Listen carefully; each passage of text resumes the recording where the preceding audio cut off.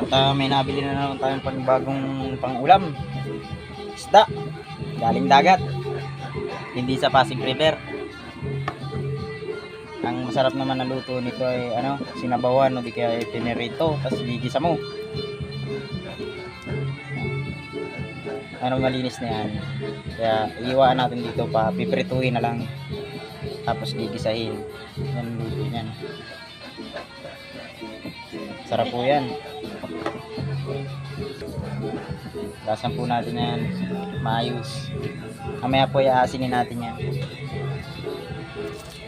Malapit lang kami dito sa dagat kaya. Kaso dito sa amin puro kabudan, sinisira nilang biyaya ng kalikasan sa dagat.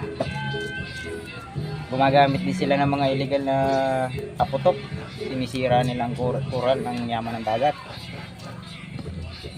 Kaya dapat ay talaga ipatigil na yan.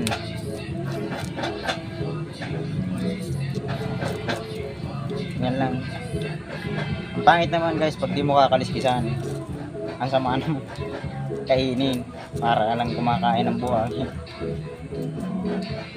na dapat ay malinisan.